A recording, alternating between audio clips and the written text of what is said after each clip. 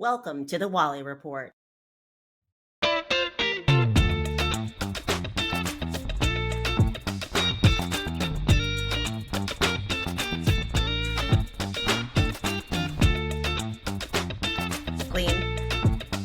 Clean track.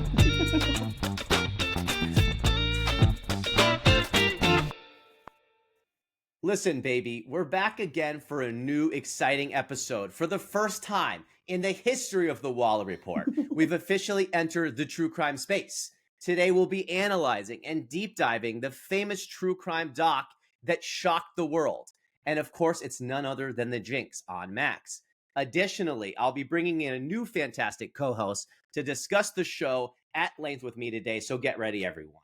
She's an actor, a screenwriter, a digital content creator, and a true crime aficionado. And she also knows shows and film. So with that, please welcome in Sean Stafford Sereno. Stafford, how are you doing? And how excited are you to join the illustrious Wally Report co-host cast?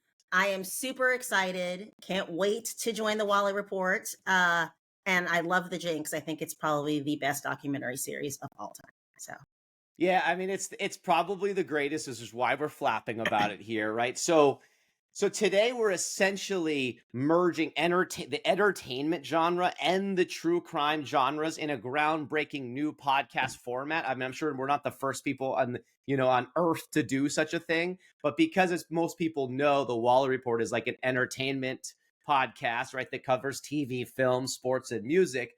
But within that, we love, as you just said, we love our true crime docuseries. So the Jinx being, of course, one of the most wild and entertaining of all time. So we decided to, because we are partnered with a couple true crime podcast channels, to why not deep dive into this amazing story. Okay, so for the listeners, and then I'll get your feelings on a couple things here, Stafford. Just so everybody knows what to expect over the next couple weeks, right? We're going to have maybe three different episodes that cover the fabulous Jinx series. So for people that don't know, it's on HBO. It came out in 2015. There's 6 different episodes, right? Today we're going to be discussing, we're going to go back and discuss All Good Things, which was also based on Durst. It was a film, which we'll get into. Then we're going to go through episode 1 through 3 of the Jinx and also talk about the Jinx podcast, episode 1 through 3, right? So no one is more detailed than the Wally Report. Our research is better than yours, okay? Now, then within the next week or so, we will also then discuss episodes 4 through 6, right? And then the big finale, which of course, so hold on to your hat because this is going to be a wild ride, okay? Now, here, one last thing, and I'll get into your feelings, obviously, and we'll start off the show, is this is also groundbreaking for the Wally Report because we've never really delved and deep dove into a show before. I usually do my little summaries and my fancy top 5s, but we've never actually dissected a show, which also for the listeners means spoilers. So if you're coming to the Wally Report for your regular episode and you don't want spoilers, you can run for the hills, but I wouldn't, baby, because this is going to be the hottest soda of all time. But I just wanted to give fair warning to listeners that this is different. We're actually going to go into the details of this. So why the Jinx? So I want to get your feelings in a second, Stafford, here, but I mean, it's the best, right? Like, we want to delve into true crime. I did give this announcement in our last episode that we're going to be getting into true crime. I'm going to be getting into sports. So what better way to start this, by talking about the Jinx, which is maybe the best of all time. It's the most riveting, wild, crazy true crime story in the history of the U.S. So Stafford, I know I've been yapping a lot here. Would you agree with that statement? It is the best. It's first of all, it's award-winning already. And I feel like especially on Netflix, there's been a huge influx of these like kind of half-assed documentary series where you're like, why was this 6 episodes? It could have been 2. You guys are just stretching this out. And the Jinx is the opposite. Like we're talking about like what we have so much information and so much to talk about that like it might even have to be more than like 2 episodes because it's just jam-packed full of just twists and turns and just stuff you can't believe. It's amazing. So just to go, so I liked you brought up the award winning, and I actually looked this up. It was nominated for a total of 6 Emmys. It won two, one for outstanding documentary series and also outstanding picture editing, right? Mhm. So I would also even argue, and maybe this is a bit of a bold statement, that it could be, if for people that don't know it, and we won't give it away today yet because that will come in our later episodes, but it has the craziest ending probably in docu-series history. I would maybe even argue, and I want to get your thoughts on this, could we make an argument it's the craziest ending in all of TV show history, or is that too much of a statement? No, I think that that is definitely a valid opinion about it because it's also true. It's real life. I mean, you cannot make stuff up like this. So I feel like it's on par with the best drama series of all time, scripted of the ending. It's they nailed it. They stuck the landing. It's so unbelievable. And we will get into that too on the next episode of where they even found that footage, because they didn't have the footage right away, which is Hmm. also really unbelievable. So, okay, let's just set the stage for people. It's the story of Robert Durst, a real estate. He's from this big, real estate family, one of the largest in New York, top 5 largest in New York. And so he's obviously very wealthy. But just the character of Durst is astonishing, and it's like it's so wild because he escapes justice so much, which I don't want to give things away yet because we're going to slowly go through it. But just his demeanor on the podcast, you almost partially believe him because he's such a good liar. uh, and then just the way that he, of course, uses his money and influence to escape justice is just really, really crazy, right? He's So very, yeah, he's very charming in his own very strange way, and he's actually kind of funny. So people really right. kind of responded to him because he's quite a character. Yeah, and so as you're watching it, like I almost need to, remember what it was like watching it for the first time, but part of you almost believes him. Now, of course, reviewing this and now that we're experts, it's very obviously he did all these Yeah. murders. But when you're first watching it, you're like, "Oh, okay, you might believe this guy." Right? So, anyway, let's start into the beginning of how this all started. So, it goes back to 2010, I would say, with All Good Things being released. Now, this was a film about the life of Robert Durst, directed by Andrew Jarecki, right? So for people that are Jinx crazies and they haven't seen this, it's not, I wouldn't say it's an award-winning film, but it's definitely a good time. And Ryan Gosling stars as Robert Durst, which we're going to get into because that could be a key element. I think great casting. Kirsten Kirsten Dunst plays his wife, and then Frank Langella plays his father. Um, it's not a critical success, but I don't think it's as bad. I want to get your thoughts on this. I don't think it's as bad as Tomatoes gave it a 34, and even the popcorn meter only gives it a 37. I don't think it's. I mean, I No, wouldn't it give it was into better the than that. 70s. It Yeah, was what are your thoughts watchable. on just? Yeah, I thought it was watchable. I thought if you've never seen this story before, you might even think, "Wow, this is really like who wrote this?" Because this is quite a yarn they're spinning, but it's actually true. My one issue with it is the casting of Ryan Gosling as Robert Durst. It's quite the glow up. Um, and yeah, but I thought it was totally watchable, and it's not too long. It's like less than 2 hours. Like fine. yeah, and you're right. I mean, obviously Gosling doesn't make sense. Although I thought he definitely like played a more weird. It's not like his normal, leading man Ryan Gosling. But you're still right. They probably gave Durst, Well, shouldn't have been Gosling. Hollywood always does that. Like Sebastian Stan was playing Donald. I mean, I'm sure there was like Which makeup also, involved. by the way, not to go on a tangent, but have you seen that yet? Have you No, but I watched The heard is it Apprentice yet? no, I haven't. Is it good? I actually, and I'm not like a big film guy now. All I do is talk about TV, but I actually really liked it, and that's saying a lot. I I'm gotta not watch saying it's that. perfect, but Hmm. you're gonna think clean Okay. because what's his name who plays the guy from Succession that you're gonna yell at Jeremy me because I'm Strong. thank you. He Hmm. also kills it in that Yeah, they were movie. both Them together nominated. is like, okay, I'm glad. Yeah, it's Yeah. unbelievable. Um, so all right. All Good Things, it comes out in 2010, right? And just for the listener now this is sort of what gets Robert Durst to kind of come out of hiding. He's never talked to the press. He's never said a thing. He's the master of not over communicating or saying the wrong thing. And, we'll get into it, but he's been in trouble with the law since 1982. So this is almost 30 years of him not really saying a thing, as he's being forced to in a trial, which of course we're going to get to. He hears about this movie even before it comes out, right?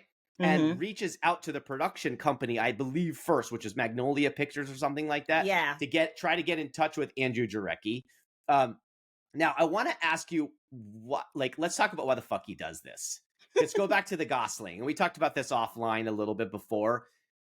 Okay, I wrote down a couple things. One is the newspapers probably never told his story straight. You know how the press likes to vilify people? Well, Yeah. in this case, it was well-deserved. But I'm sure he's been smeared in the press. And so finally someone told his story a little bit more like, they told the whole story, not just about the couple bad, evil things that happened. So I Yeah. think he maybe was like, okay, maybe I'll talk to this guy versus these newspapers and the press.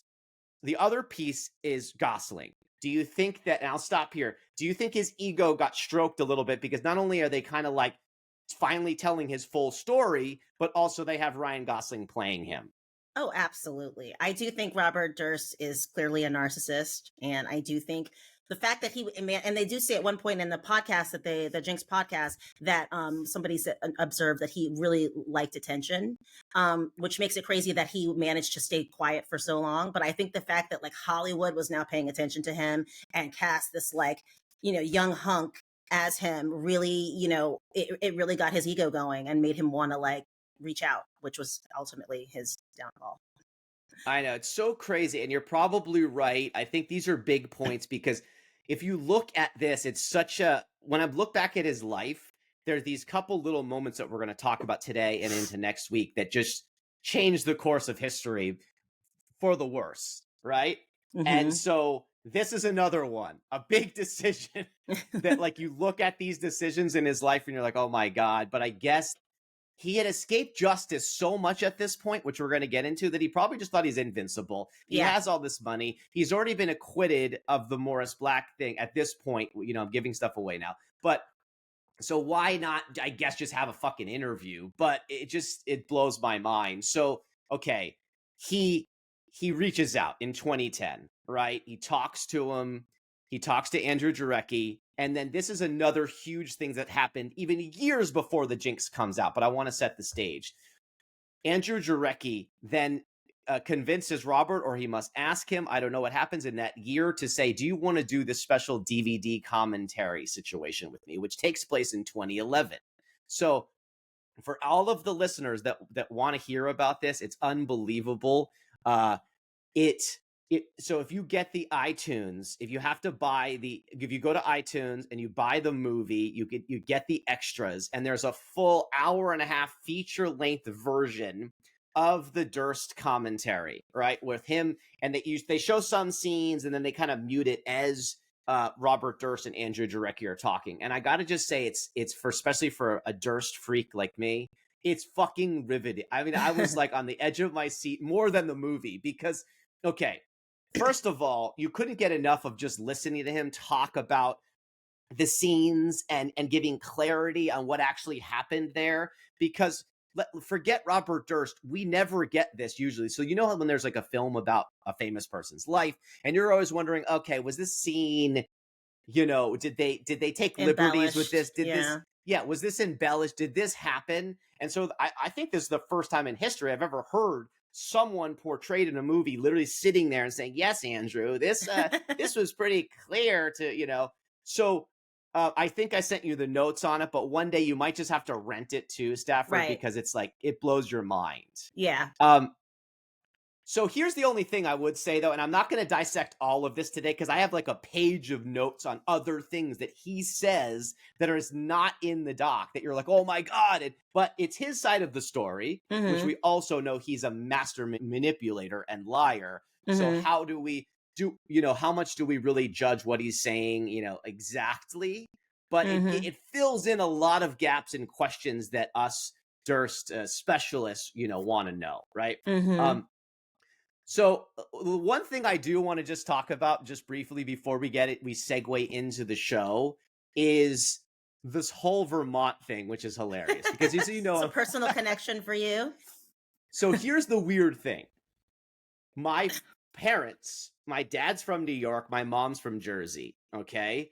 They almost did the same fucking thing because so it's like it hits home for me because they moved. My dad moved to Vermont originally in the 70s, which is where he met my mom. Even she was out there visiting her sister, right? They then get to Vermont, which is a little bit later. But then what's funny is that my dad got pulled back into going to New York to get into sort of a family business. It's very weird. He gets Wow. pulled back, and then he always was miserable, and he always wanted to come back. And it's like it sort of it hits home for me because I was like almost in the middle of a very similar thing. So just for people that don't know, the the name of that first movie is All Good Things, which is the name of the health food store that Durst owned in 1972 in Middlebury, Vermont, which is where my mom got her master's, which is Oh also my very weird. God. So I just was kind of like this. It's like I know this back and forth Vermont, New York story all too well. Of like you go there, it's kind of middle of nowhere, but you enjoy your life, and then you feel like you need to go back to the city for business, but then you're miserable, and then you come back, and it's just like holy shit. So you also spending many. Did you actually go to Vermont ever when you were in New York? I never went to New England. Isn't that crazy? Wow. Okay. But I did Because it's wonder. I was only like, I wonder if Ari knows the town where this health food store yes. was. I don't really think I went there much myself. It was a bit far south for me because it's a Mm-hmm. good, like, so there's Burlington, which is northern Vermont, right? And Mm-hmm. Stowe, which you've probably heard of, Yeah. okay? And that's where the big ski mountains are. And then as you go down south, just like about an hour and a half is Mm-hmm. where Middlebury is. And there's another big ski resort where my dad first moved to and worked at. It's called Sugarbush. I don't know if you ever heard of that. You have to be a No. ski Barney to I know love the these name things. though, And Sugar Bush. he worked there in the early like, and this is what actually, I almost need to ask him because I want Sugarbush is close to Middlebury, and I think he was there in the fucking early 70s, He which may have gone to All Good Things. possibly, I just don't know how close he was to Middlebury because it might have been like too many towns over, but Mm-hmm. maybe. I almost need to ask him. Did he accidentally party with them in like one of their hippie Oh hangouts? yeah. One of their disco parties. Well, that's later but I'm jumping ahead of the story. We couldn't be more excited because we've now come upon the actual Jinx show. I just wanted to set the stage for people that, so they go back, they watch the movie, they check out the commentary, they know the story of why the hell did this guy come out and basically screw himself. So for people that don't know, the Jinx, which is actually titled The Jinx, The Life and Deaths of Robert Durst. It's all the way back in 2015. I had some people amazed the other day because they were like, didn't this come out like a couple years ago? It's actually about to be like 10 years old, which They kind were of blew talking my about the mind. second season, probably. No, they thought we were talking about the first season and they just still Oh. remembered it as more recent. And I'm like, no, Oh bro, this was wow. like, yeah, actually, it threw me off though, too. I would have guessed like 2018, 2019. I wouldn't have thought 10 years ago, but I don't It's see. crazy. I remember seeing the Yeah, billboards. I'm in LA. I remember seeing the billboards like right. around LA when it first came out. So of course it's on HBO. If you guys have HBO Max, get on it. I just have Jess M, who's one of the largest Wally Report fans that we have. She's right now for the first time watching it, and she's on episode 5. And I'm almost like, Nice. oh, I'm so jealous of Mm-hmm. someone like that hasn't gone through it the first time. Oh my God. But Okay. I will say this with everything that happened subsequently up until like a couple of years ago, being right there in real time following the story was pretty exciting. Yes. Oh, of course. Well, of course. Yeah. No, I know. Yeah. I mean, that was unbelievable. I think I'm sure I watched it, but I don't know if it was. I might have been a couple months late to the party. Okay. Mm-hmm. So what's interesting here was they first meet Durst in 2010. So they've known him for 5 years and have been interviewing with him and for 5 years up into the launch. However, this is something crazy. I had to look up a timeline, so I was real dialed in for the episode. And I don't know if you've seen this in your research yet too. The second crazy interview with the big ending that comes out Mm-hmm. later because they don't find the tape for a while actually was all way back in 2012. So they only were with him for 2 years of interviews. Mm-hmm. And then it took from then It was 3 years of editing and getting HBO to take it and premiere it. So this is one of my first perplexing questions to you. Okay. Robert Durst, before I even get into the fucking show, this proves he had 3 years to get out of Dodge. I know him. So she should have known, as we're not going to talk about it today, but the final episode, we all know what happens, right? He then had 3 years before the show premieres because he should have realized, oh my God, if someone watches this, I'm fucked. And this is this is going to be one of the things I keep bringing you up today is like, how does he let 3 years go by? What's your take on that? Because he's just invincible and he's like, the show, whatever, I'm fine. I mean, here's the thing. I would have left the country after Murder One. You know, the fact that he stayed in this, even just went to a different state and then even went back home at a certain point when he's under investigation. The fact that he didn't just get out of Dodge, he has all the money, he can have people wire him, is crazy to me. So it says to me that he just really, that amount of privilege mixed with some mental illness said to him that, Yeah. like, well, I've gotten away with it this long, I'm just going to chill. I have no other explanation for it. And he's older now, so he's probably just like, I'm not gonna, where am I gonna go? And Exactly. yeah, he's right. He's gotten away with it for so long. It's not like they can, bring up the case again in Galveston, but he's never was charged for fucking the New York situation or LA. So No. I'm thinking, especially after the cadaver note and the this and that anyway. So I just wanted to bring that up. This will be a recurring theme of mine, of my frustration with his decision making. Now, one other quick thing before we talk about episode 1 is this. I love this fucking theme song. Oh, so it's I don't amazing. know if it's like the best song ever. It's so the good. Eels, by the way. Do you know that band, the Eels? Remember yes, they had what was it? Trouble with something was a big Trouble song. with Dreams was Yes. actually I have that written down. That's my Yes. favorite Eels song. Yeah, that's the only one I have on my playlist, I think. Wow, because I maybe sent it to you a million years ago and maybe Yeah, forced it upon probably. you. Mhm. Okay. So for the listeners, because I know this is supposed to be a music podcast too, even though people are pissed I don't do enough music chat. Get on that song. But the Eels are another old indie band from like our original mid 2000s indie. And I just love that they're getting all these accolades from being on the Jinx. Okay. And the editing, I also want to say the editing of the opening, like that whole montage of everything. Yeah. Expertly, like, well done. Chef's kiss. Yes. No notes. Yes. Well, it makes sense with why they got an Emmy for the editing now that you say that, right? Yeah. Okay, so let's talk about episode 1. It's 2015. It's called "A Body in the Bay," and this is interesting because as we're going to talk about today, there's three different murders. And I'm actually meant to say this in the beginning. Let me just bring it up now. That's another reason why this story is so nuts and so captivating, is because it's usually one murder or something like that, or I guess with the serial killer, it's a string of murders, but usually it's not 3 different. In murders across, different, in different decades and different. It's crazy. And these are the only 3 that we know about too, because I'm sort of alluding to, and there's going to be a new doc that comes out on Peacock. It's in development now, where they're going to show it from the sides of female perspectives of the victims, and they're going to make a claim that maybe he was more of a prolific killer than we think, because and I'll bring this up later.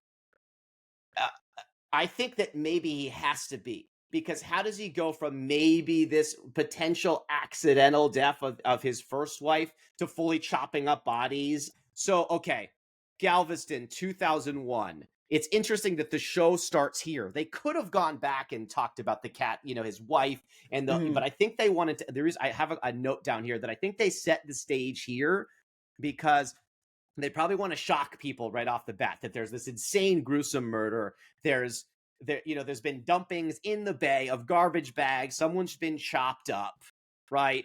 And so I think they almost cleverly do this because they kind of want to draw you into being like, oh my God, what the fuck is happening here? And then they're going to go back and talk about the other storylines that happened all before this, right? Because we want to talk about, yes, the case, but also about what they're doing, dramatically with the doc, right? So let's talk about a couple of things, and then I'll ask you my first just really perplexing question that we've talked about. So they find the bags, okay, and then here's my first question for you, and it's pretty obvious, but head is never found.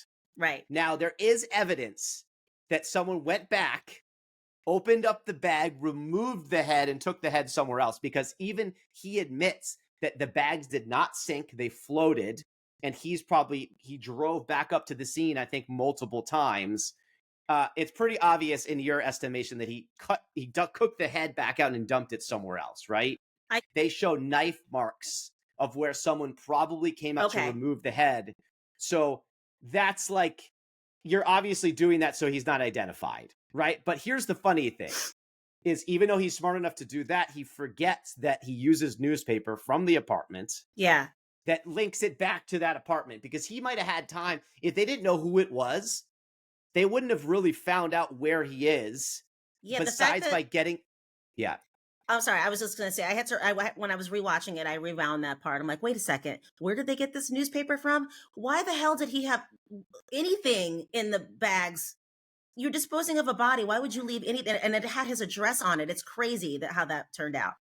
Well, it's because you're frantic, you're cutting up a body, you're not thinking clearly, and then you're just, oh, newspaper, right? And you probably Right. don't think, oh shit, but yeah, you don't think, oh fuck, my address is on the newspaper. Yeah. And so it's just a lapse of judgment, because you're probably, obviously, thankfully, we've never been in that position to have to do that, but I'm sure that's just what happened. Thankfully. And yeah, so but here's the crazy twist. It's like all these little things always end up catching up to him, because if that little address is not in the fucking bags, I don't know if they find out who this person is, No. right? Because they have no head. So no dental records, no, facial recognition or whatever the fuck you would have done, right? Hmm. I mean, maybe they had the hand so they could have got a print, but I think if Right. there's no address, okay.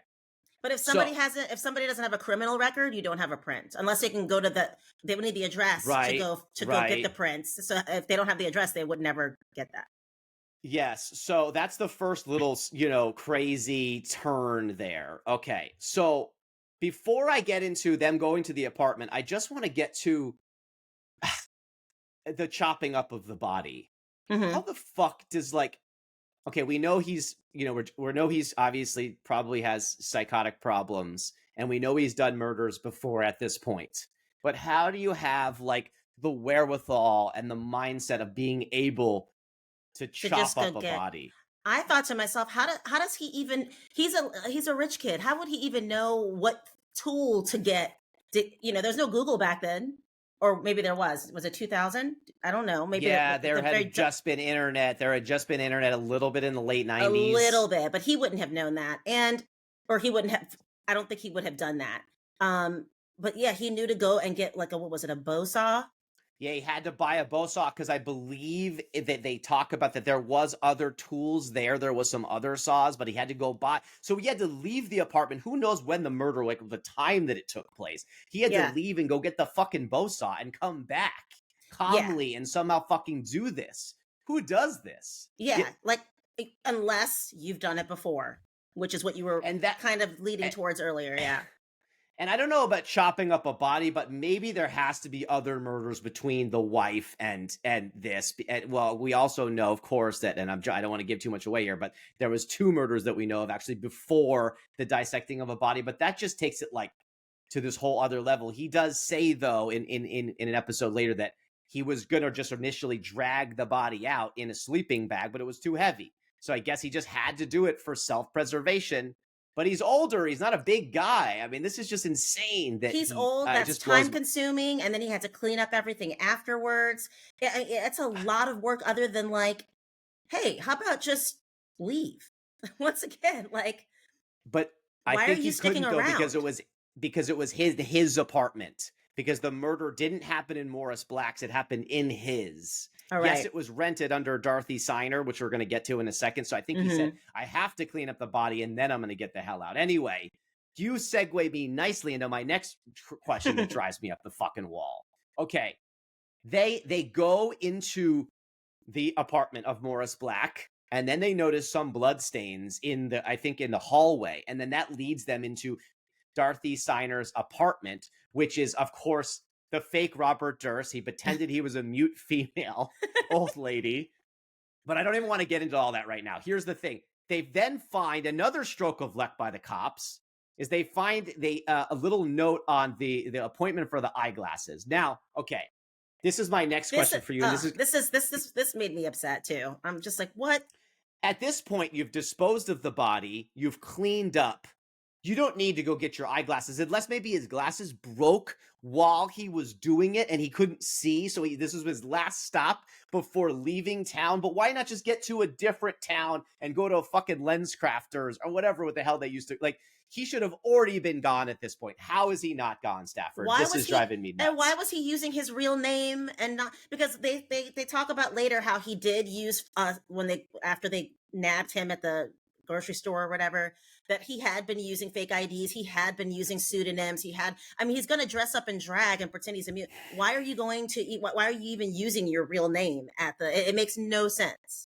And Is then to it? go back. Yeah. Is it to do with a prescription? I'm not an eyeglass guy, but do you have to get a prescription from So the the doctor? doctor, yeah. I guess So so. Maybe that's that's what maybe it why was. he's using the real name. Was the only place he was using his real name probably was the Right. fucking glasses, Yeah, that's true. which I is guess so funny. yeah, you're Oh, right. That's like the obvious answer. Yeah. no, that's why my guess right now on the spot. Right. Okay. So I still just can't believe how the fuck he's not already gone. Because if I just dispose of a body, I know that things are floating. Maybe he just thought, though, I have a little time because there's no way they get back to my apartment. They don't have the head and they don't have an address. So maybe he just thought, well, I'll gallivant for a couple days, but it just blows my mind. How are you not in Hawaii instantly or in at least a couple towns away at a hotel or something? Yeah, So right. they get called by the glasses place. Okay. Mhm. They're like, holy shit, the guy's here. The cops speed around the corner. They arrest him right away. They Yeah. get him right then and there. Okay. That's right, yeah. And that's the Mhm. whole famous story of, well, do you have $250,000? Well, not Yeah. on me, which is like, I have to say that is quite a flex to answer a cop's question like that. I mean, yeah.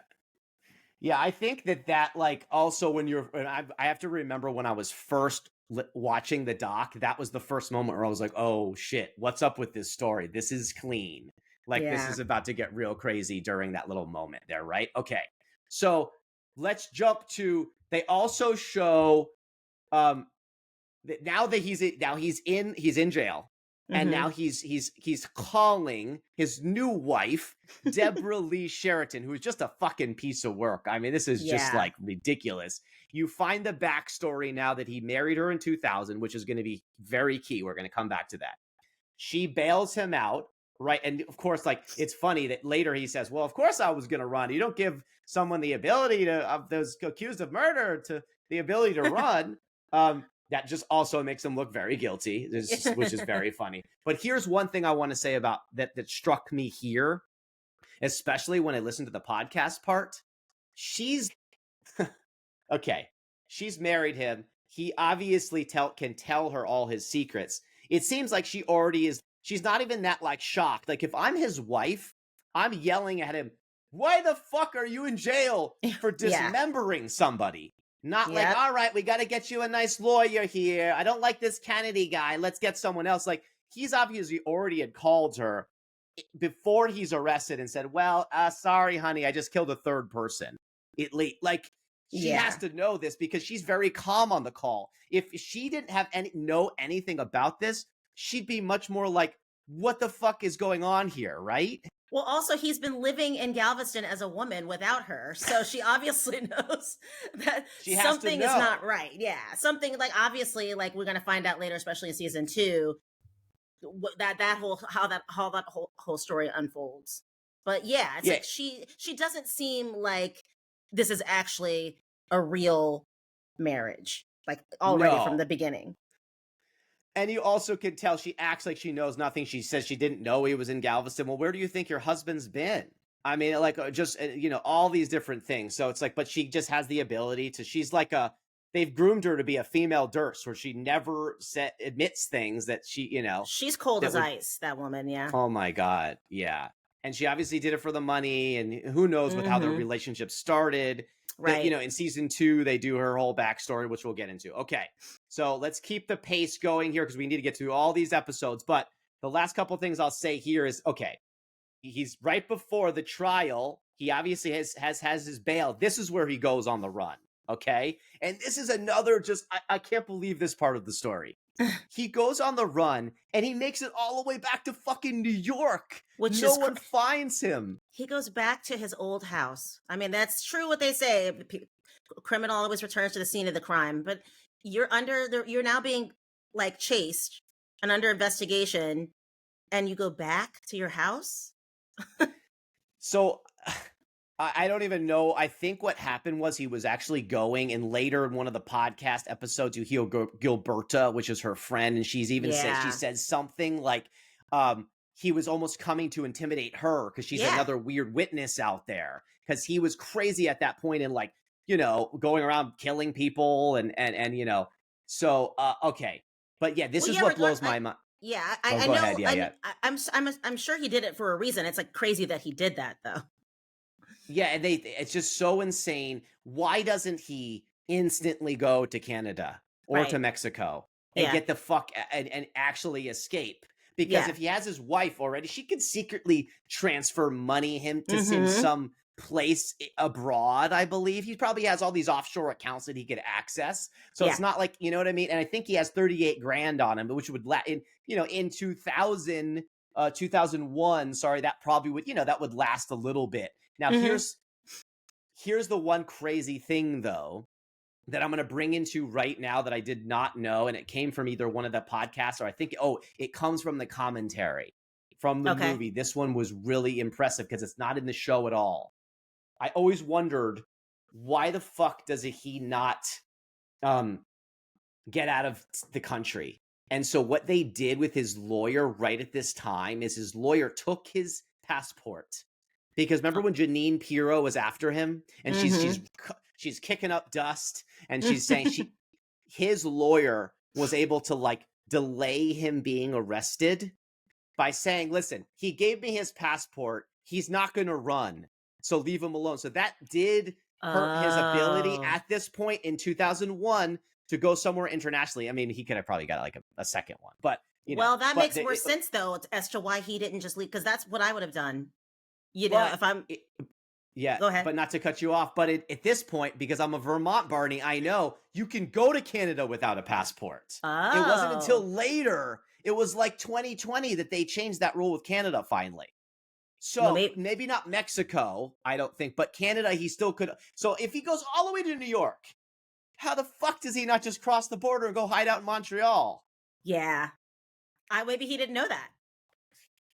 Yeah, I mean, I guess this is up and down if he's very brilliant and he's also an idiot, which leads me into the next thing. This is another one that, and I don't want the listeners to think I'm defending Durst or I'm on the Durst side here. I'm more just very perplexed by his decision making, and Yeah. just we're like, it's just so insane. And Yeah. I know some of the Robert Durst enthusiasts that I'm fully saying he's guilty might also be pissed, but at this point, come on. So the sealing of the sandwich. We got to talk about this. I mean, this is okay. He's in a store. Yes, he's on the run, so his face is in the news.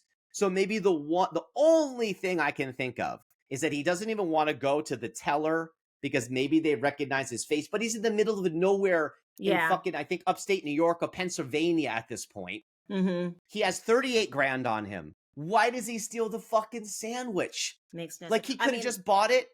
It's Yeah. crazy. That's what I thought. Like he doesn't want to come face to face with anybody that could. But also, it's like, But he's in the store. I'm not condoning shoplifting at all, but it's not that hard to steal a sandwich and get away with it. Like the fact that he was caught immediately. It's like you've gotten away with these murders, but you can't steal a sandwich effectively. It just to me speaks to someone who's just like not even attempting to cover their tracks. But he did in other cases. It's very up and down and just erratic and doesn't really make a lot of sense.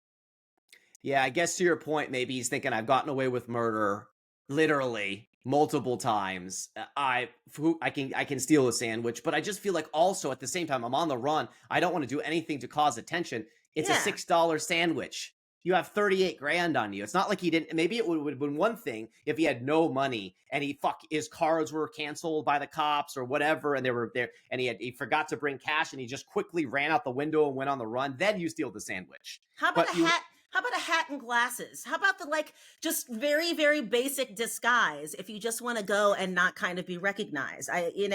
a mustache. You could even put a mustache is ridiculous, but he I said mean, he shaved. shaved the He shaved. head. That's Yeah. not nearly enough. You put on a hat and some sunglasses.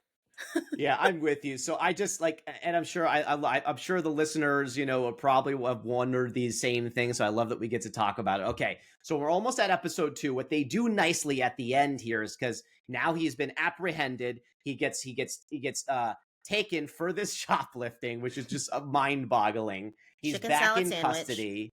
Oh my God. And so now they flip it back to, they get you ready for the next episode, and they flip Mm-hmm. it back to the Kathy Durst story, who goes missing in 1982. Here's one last comment I just have to say. I kind Mm-hmm. of feel really bad for, and I've always hated this, when it's clear there's a missing person, and Mm-hmm. it's clear that they've obviously were murdered by the Mm-hmm. husband. How do you still use the fucking married name? That's always irked me. Like, shouldn't they be calling her? Yeah, couldn't they just say Yeah. Kathy McCormick at that Yeah. point? I guess to be actually factual, because She she's died with that missing. name. Yeah, she was never divorced, so technically her name still is. But I yeah, know.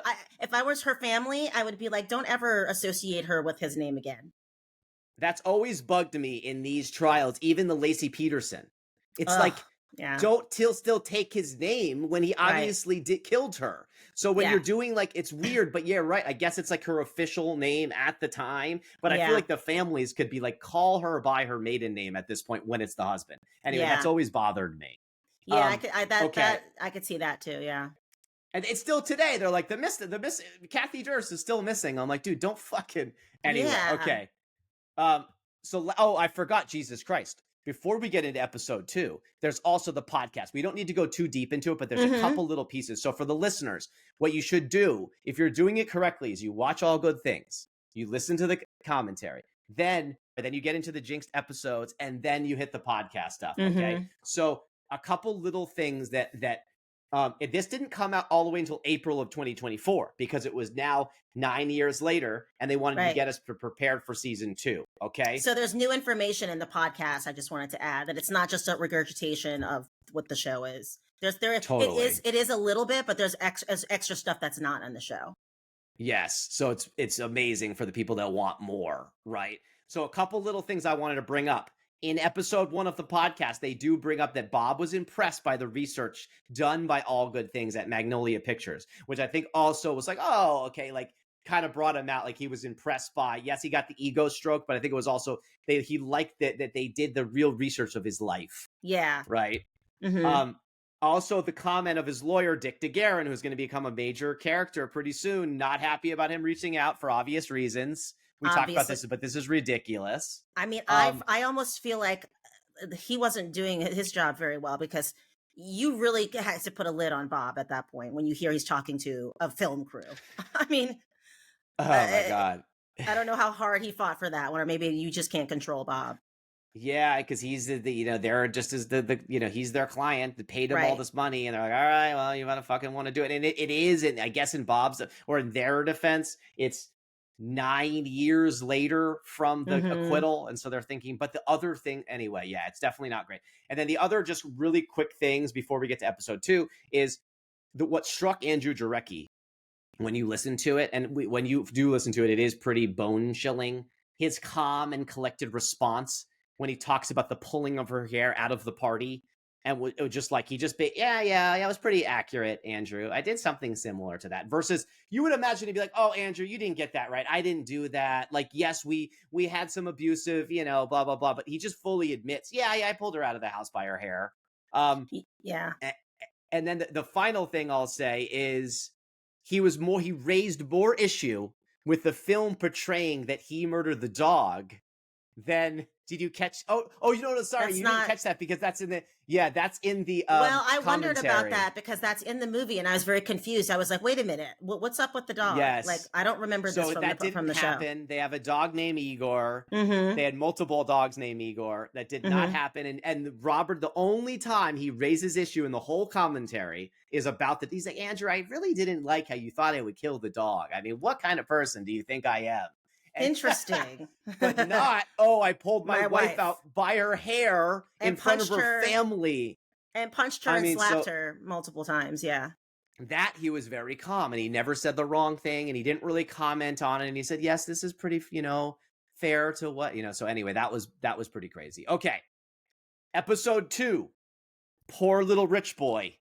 So much to discuss on this one. I mean, we could have Yeah. a whole podcast just on this fucking episode, I gotta say. Yeah. So what this does is, this is now Robert Durst's backstory, which is essential to the story, right? We all Yeah. need to fucking know about this, right? Yeah, It yeah. starts with Robert on the stand. They nicely do that because now he's apprehended.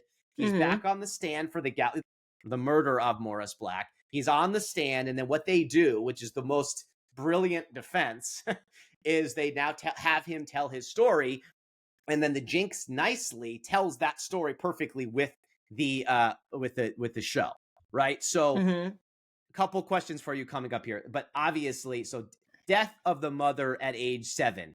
This death is very tragic, and it's obviously one of the main causes of his issues. Like, just what are your? I mean, this obviously is a horrible thing, but and of course in the trial they use it to almost excuse him for his later behaviors. But what are your feelings on just the horrific nature of the mother's death? Well, I mean, that is obviously deeply traumatic beyond, like, but the thing is I'm so curious about what that home life was like, and the interaction with what the dynamic was between the two parents.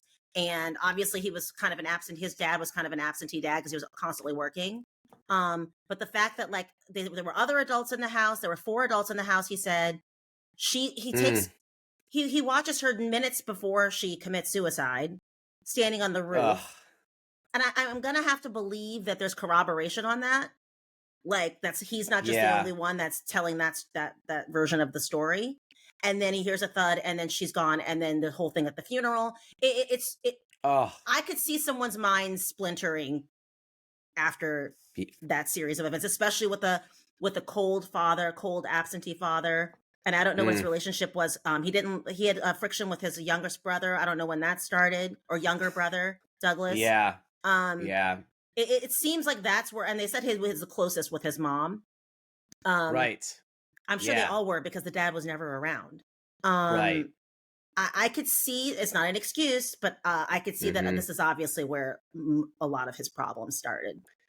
So obviously this starts this negative course of his life here, right? And he has a lot of issues. I'm not going to go into all of them, but I will discuss it in a second about the possible schizophrenia, but let's come back to that. So the episode now tells the whole story. It goes back to when he meets Kathy in 71. They moved to Vermont in 72. What I did actually find out also in the commentary, which is that he had already actually decided on this store, and then he meets Kathy and he tells her about this great idea, and she decides to come with him. So it wasn't like they thought of it together. He had been traveling around one summer after college in 1970, and kind of fell in love with New England, and then told her this great story, and so she came with him. But anyway, as you all know, he gets pulled.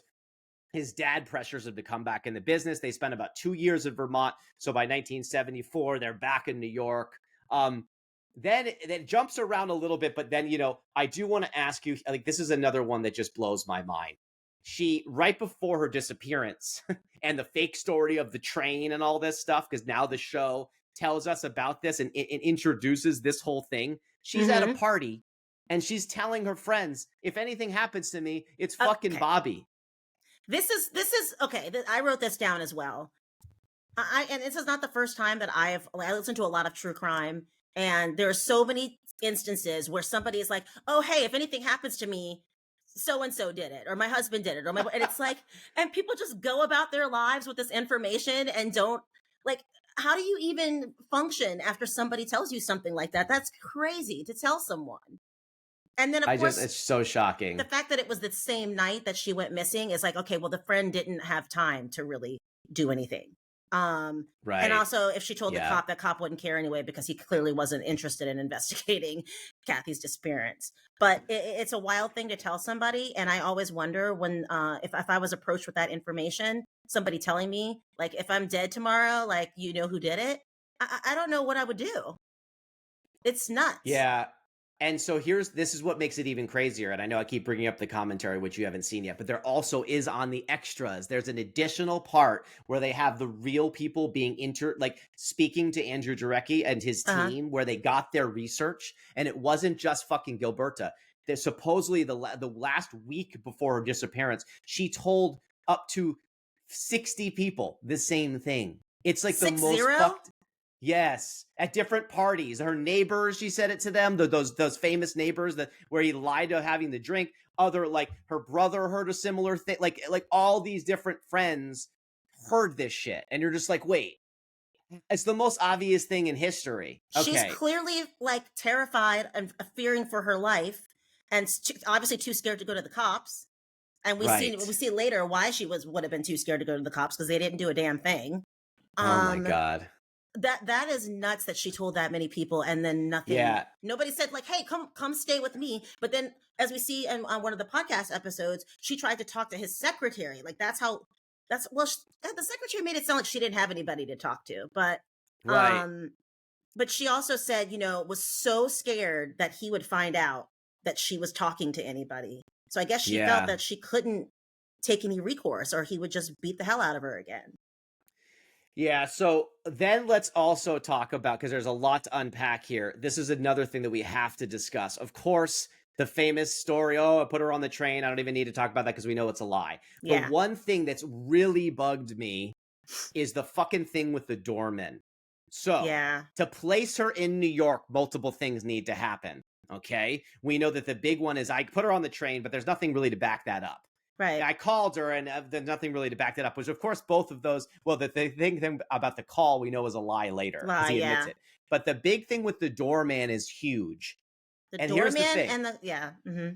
The cops don't even ever have this information. This is something that Susan Berman and team gave Mm-hmm. to the press. Yeah, it's a They fake said, story. oh, there's a doorman that said that they saw her. But later, I think in season 2, they talked to the doorman. He never saw her. So that was like a big thing. That what's so weird is, like, if that was just something fed to the press, why would the cops who are doing the investigation believe that? And then the other thing is the call to the school, which we know has to be Susan Berman, who called that Monday morning, literally the next morning, which means Bobby had to have instantly called her that night saying, okay, I did this murder. What are we going to do? Okay, at some point this week, I'll plant to the media that a doorman saw her, and then I'll do the fake call out. I mean, what are your thoughts on these things? Because when I first watched it, I was perplexed by that. I was genuinely like, well, how the doorman, first of all, is going to know who she is. It's not going to be like somebody could throw on a wig and walk through, and he's not going to Yes. realize that it's not her.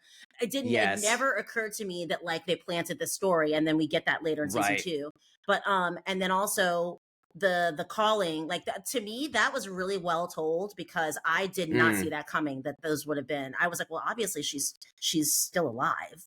We'll go back to that, but those are the two key things that somehow place her in New York and get the cops to somehow believe it wasn't him, which we're going to come back to, which is so frustrating. They didn't go talk to the guy? The doorman? Yeah, they must have, but they're like, okay, well, that didn't happen. And then they still, like, it's just fucking unbelievable. Oh, and then the thing with the trash, they find the note of how do I get rid of a body, basically. And the cop was like, well, there's no way that he could have been digging with a shovel. It's February. It's cold. Like, how is that your logic? Yeah. That guy, which we're going to get to, we need to bash that guy, even though later he admits it probably was him. It's like, he was being defensive and defending his horrible work. Yeah. I mean, so, okay, really quickly, the other parts of this episode is things seem to be okay until about 75 when the abortion happened. He still was obviously probably, that to me is also a big turning point in their relationship, because if that didn't happen, they were getting along up until that point. Yeah. And then, of course, the one thing to discuss here is the famous line about how they got the name the Jinx, because he basically tells them, well, I thought I'd be a Jinx. And he's like, what do you mean? Why would you say that? And he's like, well, I knew because of my upbringing with my horrible childhood, I would not be able to raise a child. And that's kind of the heart of this entire story. Excellent title, by the way. I have to say once again, like that was a perfect title, and it perfectly encapsulated like so much about this person and his background. Yeah. And one question is, and this will come up multiple times, but I figured I'd just ask you now. If they don't get forced to leave Vermont and come back, does this still happen? Does she live? Or is it just destiny? Because eventually the kid thing's going to come up anyway and he's going to grow more Yes. crazy. Or would they just have stayed happy hippies and just stayed in Vermont and everything would have been fine? What are your I thoughts think they would have there? had problems because I think once again he is a narcissist and the schizophrenia I don't know, but he's got some serious mental issues and clearly like she was a soft, sweet, like really nice person. I think that they would have had problems because it was his way or the highway. So there would have been something else. Yes, once again the baby thing would not have gone away, and especially if they were in Vermont where they're more isolated. She would have wanted a baby even more being over there, not being around Yeah, as many people. So that would have come up again, like you said. And then also, I think that there would have been something that set him off, some sort of right. contentious point between them, and he would have made it a problem for them. Yeah, you're probably right. I just always think about these little weird points in their lives. It's really a tragedy, Yeah, like it's when you sad. hear this fucking story, It's because so sad. especially when you watch the movie, they were in love at one point. They had a decent life, and then just Hmm. that they got pulled back in, and then it's sort of just like a really fucked up, horrible Shakespearean tragedy almost. Of course, he's the villain behind all of this. But okay, Yeah, last thing, and then we'll move on to the podcast part. um Detective Struck. yeah. This guy. We mentioned him earlier, but like, what the? Okay, she told tons of friends this is going to happen to me. There's abuse. There's been, oh, here's the other crazy thing is that we also know, and I know it's probably in the next episode. We also know that at this point she's got a lawyer. She had Mhm. filed for divorce, I believe, and was trying to get a huge settlement, and he declined it 3 days before her disappearance. So how are you not looking at any of these things that could have started a Yeah. fight? And they already was physical violence. It was all of her friends already knew about. The neighbors had even seen it. There had been tons of witnesses seeing this. How are S- you this cop and not thinking that it's obviously him? I mean, It's what the corruption. fuck? It's got to be some level of corruption. Either he was paid off or has some sort of relationship with. I mean, I don't think it would have been with the family, not necessarily, because I don't know if they even lived in that part, but of Westchester. But it's okay. This is 1982. It wasn't 1922. Like Right.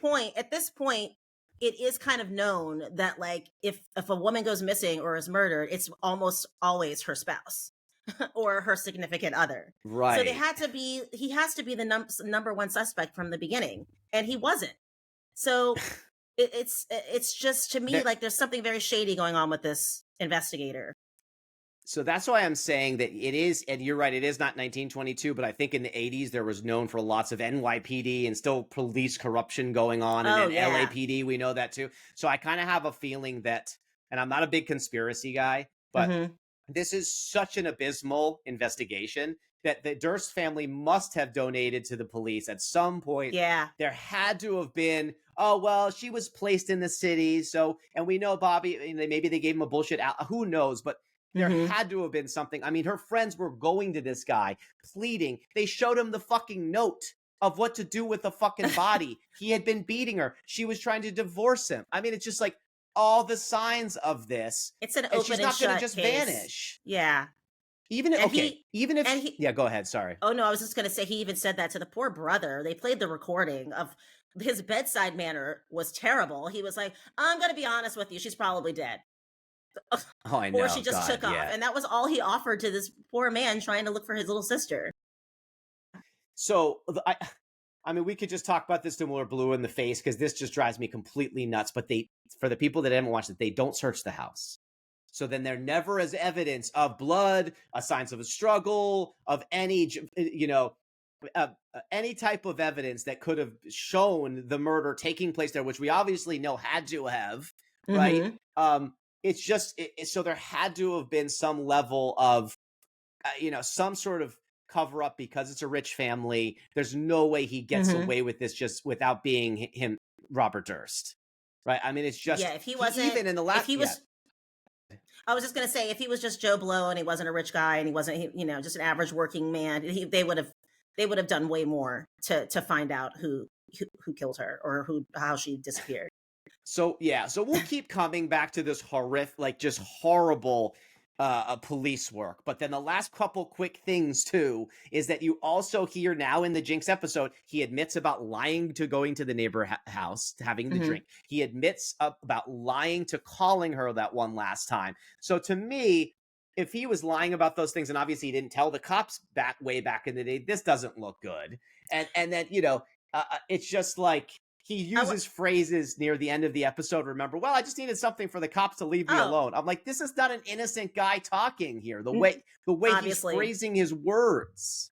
Yeah, and then Jarecki says in the podcast, he was like, I could tell that he was doing this intentionally so that it looked like, oh, I'm being honest about this, so that I'm being honest about everything. And so once again, if you're going to go to these links to dance around this interviewer, why did you agree to do this?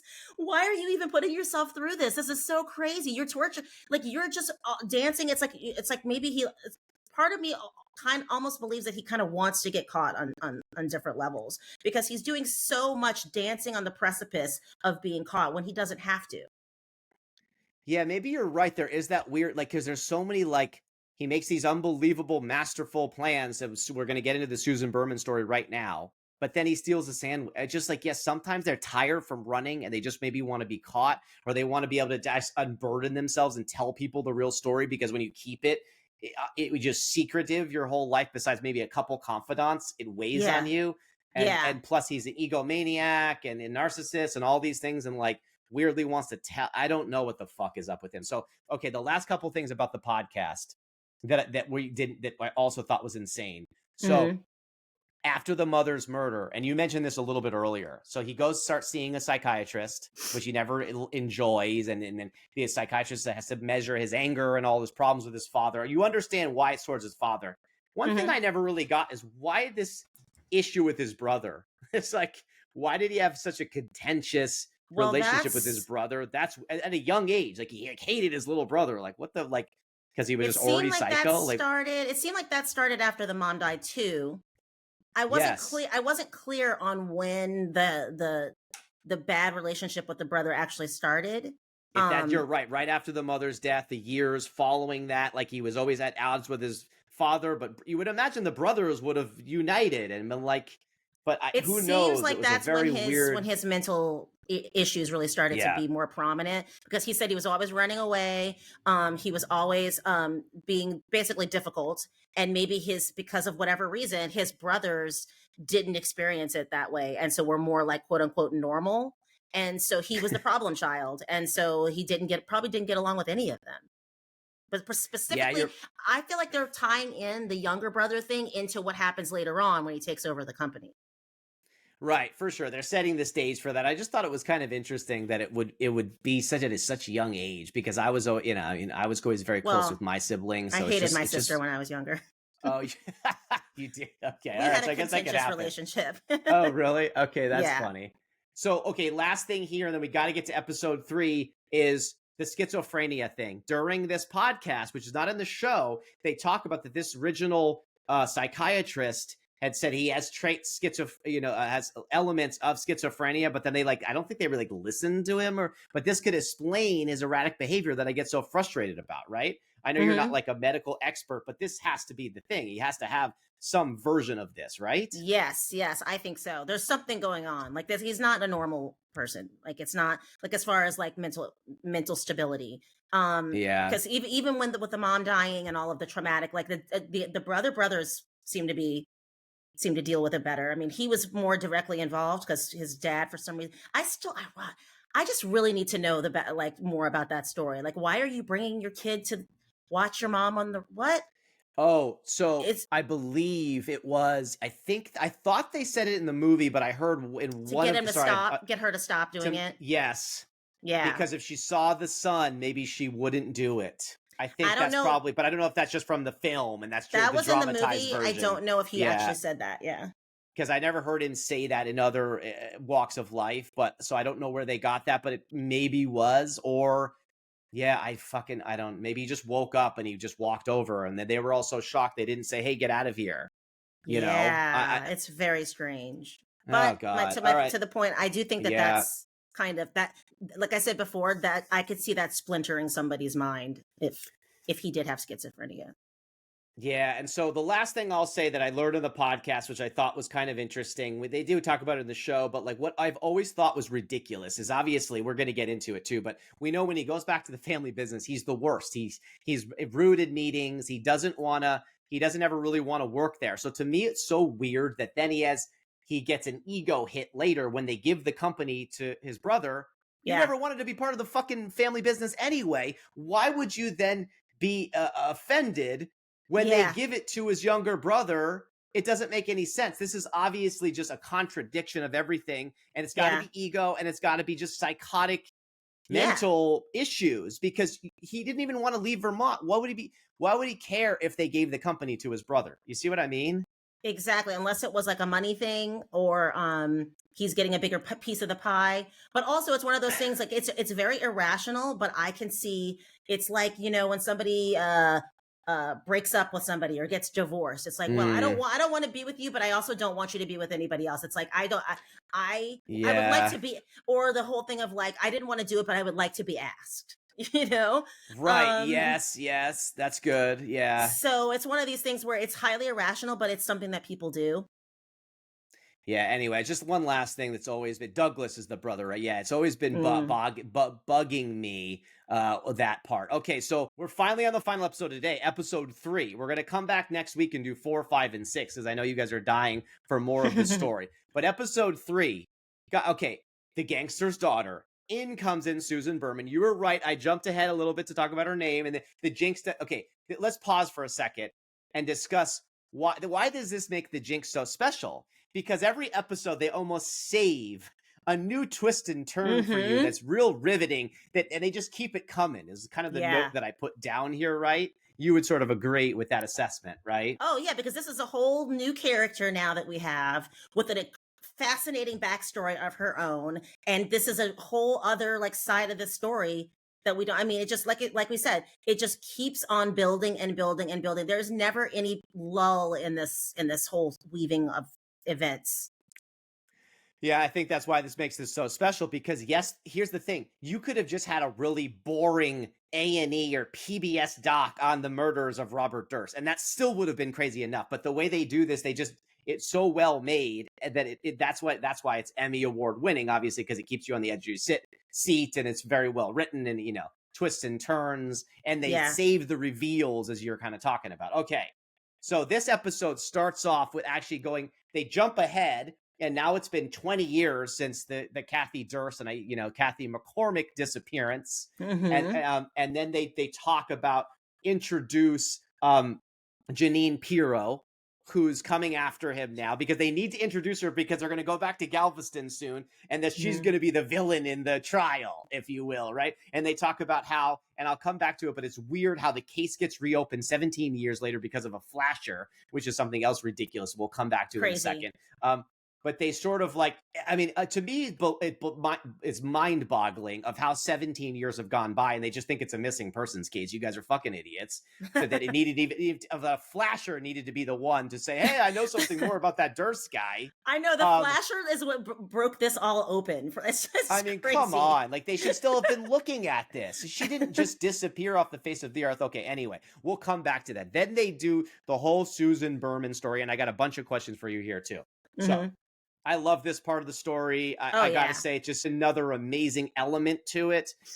Susan Berman, they meet in UCLA. I'm not going to go into her, but she was obviously the daughter of a famous gangster that was in Vegas. She didn't know that he was a gangster until later when she saw him addressed in this book. But they become best friends in college instantly, and I want to get your thoughts on this too. But he basically replaces sort of her father as this like larger than life figure that can get away with anything, right? And probably has all these sort of like issues and stuff. So uh, what are your thoughts on how they sort of become fast friends in college, right? Like, it just seems that they were sort of made for each other to find each other in the world. Yeah, it's obviously she's drawn to him because he's very extremely wealthy, and he's got this energy of like, he's the man and, very alpha, and maybe a little bit like aloof.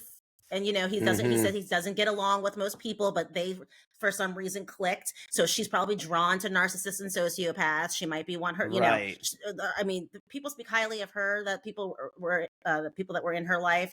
So I don't know what her mental faculties were, but somebody said that she was always needing people to like help her, very Mm. needy, and they thought it was kind of like a control issue, like having people Yes, yeah, a the way to control phobias that she people. had, yeah. Yeah. So obviously they complement each other. I do wonder, like, do you think that they They hooked had up initially? I feel like they relations? probably did. I feel like they must Yeah, have early in the college years, everybody's yeah, partying, but it's funny that they never really, like, officially dated, um, right. but yeah, that they don't really bring that up, but yeah, it's very interesting, and also her father died when she's 12 and her mother shortly after, and then, of course, his mother died, so that was Right. another way that they sort of Trauma kindled this bond. friendship of having these trauma bonds, and she Yeah. needed this new guy to, like, sort of help take care of, but, like, Mhm. so okay, they obviously meet in school. They become friends. She then later she after school she becomes a writer, which we're going to get into in the podcast part because of the whole thing. She almost has a fucking she writes a book. She almost has a Mhm. movie. I'm jumping ahead here a little bit, but Yeah. so the other big part to this that now let's come back to it. Now we've introduced her. They're lifelong friends. She Mhm. even is back in New York at some point and meets Kathy, right? But Mhm. obviously is always his friend. So it's very obvious that Kathy disappears. He instantly calls Susan that night and they come up with a plan together because you even hear it, and I'm giving some stuff away, but in the later podcast episodes that we haven't got to, there's an interview of her calling a criminal specialist on what could have happened to this lady, and they develop storylines. So she's helping That's season Robert. 2, isn't it? Yeah, okay. Is it season two where she That's has season those 2. crazy? Yeah, I know Uh-huh. I'm jumping way ahead here, but Mhm. that so it just but that shows you what she was doing. It's very obvious. She helped call out from the school, and she becomes like she also sort of his face to the media. Yeah. And it's really crazy. Um, Now, the other thing, and I know I mentioned this earlier, but again, going back to in this episode, they bring up the fact that Kathy has a divorce attorney and he declines it 3 days before she vanishes. This must have created some final fight, and that was just like that, And let's Oh, let's let's yeah. address this. Let's address this here. Do you because we haven't even speculated on this yet? Do Uh-huh. we think that that final fight was premeditated, or was it one of their normal fights that finally got out of hand and he hit her head, or he strangled her, or just went too far? Or do you think he's like days before he knew he was going to do this? What's your gut feeling on that? It's hard to say because of their volatile relationship and the history of domestic violence. I'm veering towards that it was a fight got out of control, and then he had to kind of cover it up, because I feel like he has threatened to leave her before, like with the baby and stuff, if she wanted to go Mm, through with the pregnancy. um and I feel like they are so powerful, they could have blocked her from getting any kind of huge settlement. They have all the money in the yeah. world. So Yes. doing it because she wanted money in a divorce settlement and premeditating it doesn't really, he's way more That's a powerful good than she point. is. Yeah, so I That, don't know if that's that's the reason. Mhm. That's a great point, and I definitely agree. And I wonder if it was just one of their fights that just, I Yeah. mean, went overboard, and then is like you see in the movies. Oh my God, I threw her down and she hit her head on the bathtub, or like by the fireplace, or fucking the Yeah. stones wall. You know, Yeah. because there couldn't have been a gunshot because the neighbors would have heard a Would have gunshot. heard it, yeah. Okay, and they were even here's the crazy thing in the commentary, and the neighbors were there that night, and they do Mhm. claim that they saw a blue light in the basement. In the So they would have basement. been there if there was a gunshot, they would have heard it, I Yeah, guess they is were my point. awake. So also, it could have been a situation where they got into a fight. He hit her, really messed her up, or hit her a blunt object over the head, and then maybe she wasn't dead yet, but it was so bad that he's not going to get away with it now. Like, and So it he also strangles her to finish it off or finish it off. something. Yeah. Hmm. Right. Kind of like the staircase, not jumping around here, but oh my God, Exactly. that's Very another similar, fucking okay. actually. I know Yeah. that's a mess. So we're about to go back to Susan Berman, but they jump around a little bit because what they're doing in this episode is like cutting back to him in his trial, talking about different things of the original murder. And then so the one last thing, and then we'll come back to the whole Susan Berman thing, which is a whole nother fucking episode in itself, is there's collect calls from Ship Bottom, which happened to be the famous gangster dumping ground. Pine Barrens. Oh my God. So any like Sopranos fan will know Pine Barrens. Right.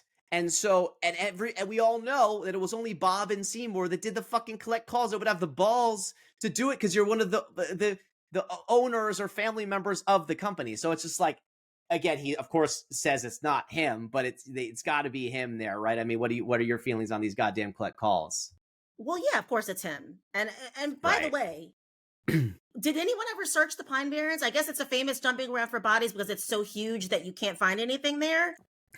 I mean, was there? I'm sure there was. So they probably tried to search and nothing's ever been found. But yeah, because it's like they show, and I think is it in one of the show or the movie or something like that? They show just like endless shots of woods. It just seems like it's a famous dog out there. Yeah, it's a famous dumping ground for bodies. It's like, well, it's a no-brainer. It's like, how can you not? Especially somebody that's like a very high value or. If the mob is killing people and like throwing people out there that nobody else cares about, they're mobbers, they're criminals, it's one thing.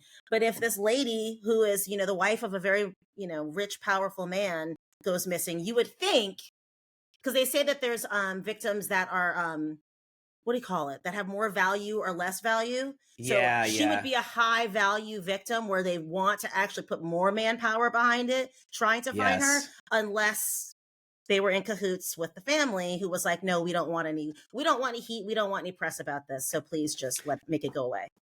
So the one thing that I need to maybe double check is I don't know if the initial investigation knew about these. I wonder if it's the reinvestigation 17 years later that found these calls. But you would imagine the original fucking cops had that too. Yeah. Why would they not have looked at the phone records? Yeah. So that's something that let us double check. Okay. Let's just jump back here. Now the episode jumps back to the Susan Berman story, which is just, oh my God. And the way that it comes up in the episode, remember how they're like, okay, Susan Berman is contacted. She's moved to LA. So Bobby and her were still friends, but long distance friends for many years. She's living in LA. LAPD, because Janine Pirro reopens the case, LAPD now are contacting Susan Berman. So someone in the cops in New York must have talked to the cops in LAPD because of a jurisdiction thing. They then reach out to Susan saying, hey, we need to talk. I don't know why they didn't just go to her fucking house right away. Because somebody said, right, if you want to find out what happened to Kathy, you need to talk to Susan Berman. She's the only person that would know what happened. But my point is, why didn't they just drive to her house right away? Why are they calling her and saying, hey, can you come in, and to give her enough time to tell Bobby, oh, by the way, the cops are questioning me, which gave him a whole, it must have been weeks to plan this whole killing of her. It feels like because this is a cold case for so long that they really weren't that invested in reopening. On it? Yeah, they're not like, we got a lot of cases here. We're not just going to this is not our top priority. Probably. Got it. And it was a different, it was the LAPD doing it, but we'll get to it in a couple weeks. Okay, I guess that makes sense. Okay, so she has time to call Bobby and to say, hey, LAPD is questioning me. We know he'd been sending her lots of money. $50,000 was on that ledger that you see in the show. Yeah. And so we all now kind of realize that he now marries Deborah Ann Sheridan, right?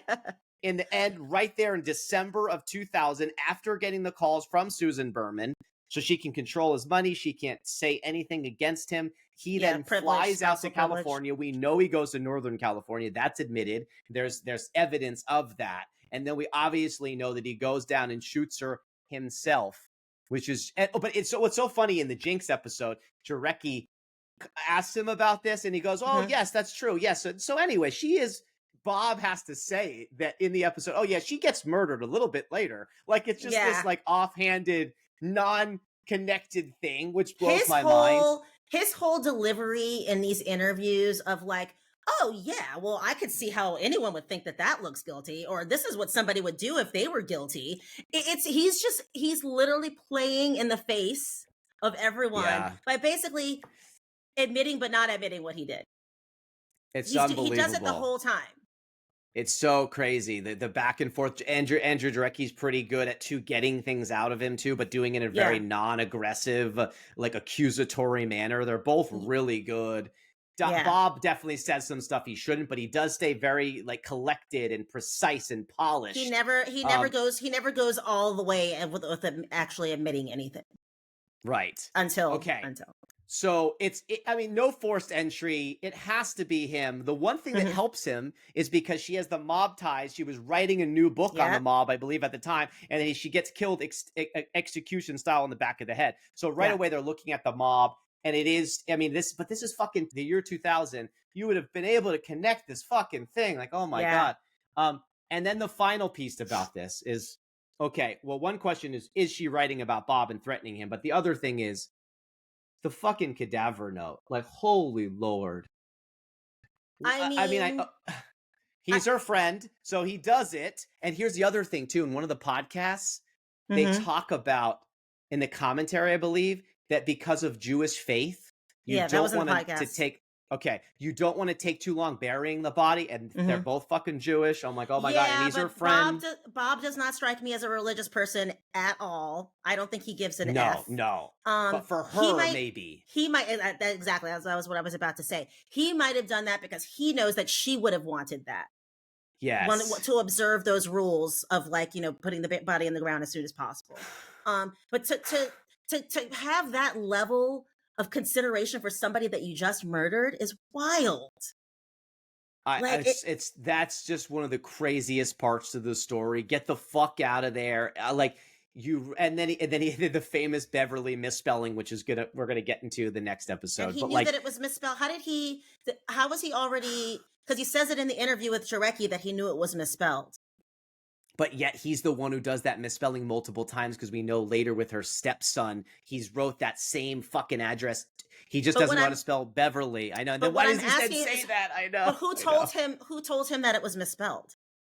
If he obviously He did just not know how to spell Beverly. because the letter happens in 2001. The interview is 2012. So in Mm. 11 years, he's realized he's misspelled Beverly. But I wonder, did that note come up in any kind of journalism or anywhere else where he would have been tipped off like, oh, I did misspell that?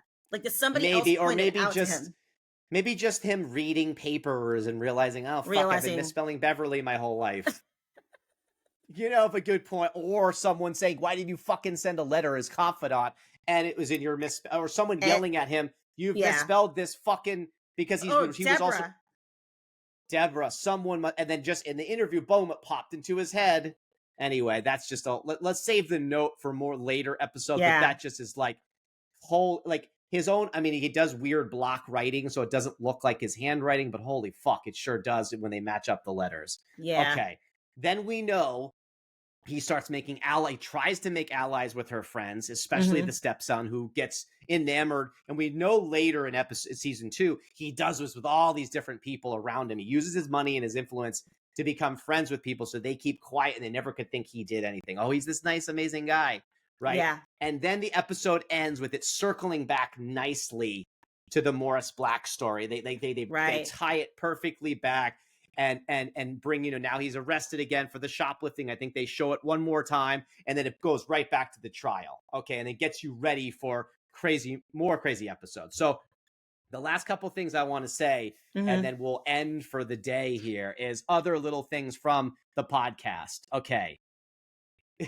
We mentioned it earlier, but the whole thing, it's 1999, the Flasher gets arrested. He's the one who says, oh, I got stuff on Durst. The one thing, and this is what I'm dying to know, we never hear what he knew Right. because they don't ever say that in the podcast because the cops have probably kept that part secret. What could Mm. this guy have known, this Tim Martin guy, that could have been additional information to at least get the case reopened? Didn't they say something like, I know he said that he knew that she was murdered?